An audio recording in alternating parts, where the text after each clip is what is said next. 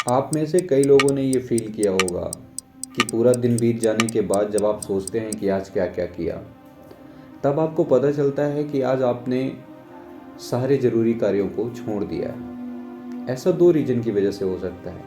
पहला, आपको पता ही ना हो कि आपके ज़रूरी कार्य कौन कौन से हैं। दूसरा, हो सकता है आपको पता तो हो पर आपने सारे ज़रूरी कार्यों को टाल दिया हो कि अभी नहीं, कुछ देर बाद करेंगे, फिर कुछ देर बाद करेंगे, ऐसे करते करते शाम हो गई हो। इस आदत के लिए अंग्रेजी में एक शब्द है प्रोकास्टिनेशन। प्रोकास्टिनेशन का मतलब होता है काम टालने की आदत। एक सर्वे के अनुसार आज दुनिया में लगभग 60 से 70% लोगों को प्रोकास्टिनेशन की आदत लग चुकी है। दोस्तों, प्रोकास्टिनेशन एक मानसिक बीमारी है जिसमें आप काम को अनिश्चित काल के लिए टालते रहते हैं। और इससे क्या होता है, जो लोग आपने काम को पूरी तरह से कर रहे हैं वो आपसे आगे निकल जाएंगे और आपकी ग्रोथ जो है रुक जाएगी। आज के इस वीडियो में हम यही जानेंगे कि प्रोकास्टिनेशन को हम कैसे ओवरकम कर सकते हैं, या प्रोकास्टिनेशन की जो बीमारी है उसको हम कैसे दूर कर सकते हैं। तो प्रोकास्टिनेशन मानसिक बीमारी है, मतलब मन में ऐसा बैठ जाता है, तो इसे हम मेडिसिन वगैरह से दूर नहीं कर सकते।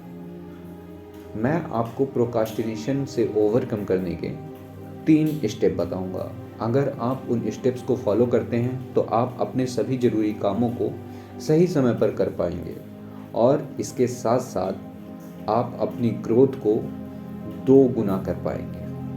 प्रोकास्टिनेशन को ओवरकम करने के लिए सबसे ज़रूरी चीज़ तो ये होती है कि आपको पता होना चाहिए कि आपको क्या क्या करना है। मतलब आप अपने कामों के बारे में पूरी तरह से अवेयर हो। जैसा कि मैंने बताया, इसे आप 3 स्टेप में कर सकते हैं।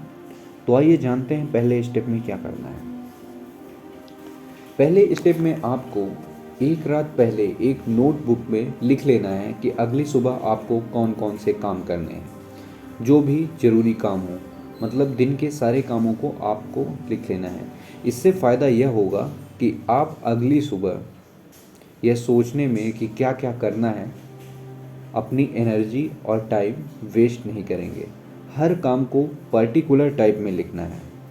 अगर आपको गणित के सवाल करने हैं तो आपको यह लिखना है कि किस चैप्टर के और कितने सवाल करने हैं। अगर आप पर्टिकुलर टारगेट लिखेंगे तो उनको पूरा करने में आसानी होगी। जब आपकी लिस्ट तैयार हो जाए तो अब हम आते हैं दूसरे स्टेप में। दूसरे स्टेप में आपको अपने सारे कामों को ए, बी और सी की टेबल में अरेंज करने हैं। जो काम सबसे महत्वपूर्ण हैं उनको आप ए में रखें, जो काम उनसे कम महत्वपूर्ण हैं उनको आप बी में रखें, और जो काम कम महत्वपूर्ण हैं या फिर उनको आप छोड़ सकते हैं उनको आप सी में रखें। जैसा कि मान लेता हूँ कि अगर आप स्टूडेंट हैं और आपको कोई चैप्टर कंप्लीट करना है तो ये आपका सबसे इम्पॉर्टेंट काम होगा, तो ये आपके ए की लिस्ट में आएगा। और समझ लीजिए आपको जैसे कोई बुक खरीदने जाना है या घर का कोई काम करना है, वो उससे थोड़ा कम ज़रूरी है तो वो बी में आएगा। और तीसरा, हो सकता है कि आपको शाम को या फिर किसी भी टाइम कोई मूवी देखनी हो तो वो आपके पार्ट सी में आएगा, या फिर आपको किसी दोस्त से मिलना हो।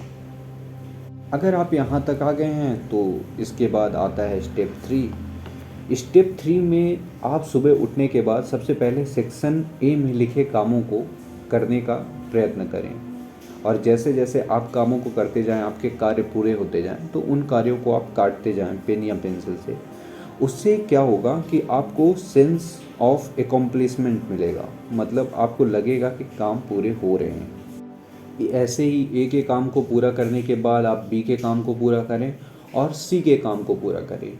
बिना ए के काम को पूरा किए हुए आप बी की टेबल पे नहीं जाएं, क्योंकि अगर आपने ऐसा किया तो आपको पता चलेगा कि आपने दिन का कोई ना कोई महत्वपूर्ण कार्य छोड़ दिया है। लास्ट में सोने से पहले ये ज़रूर लिखें कि आपने कितने काम पूरे किए और क्या क्या गलतियाँ की, और आप इसे किस तरह से इम्प्रूव कर सकते हैं।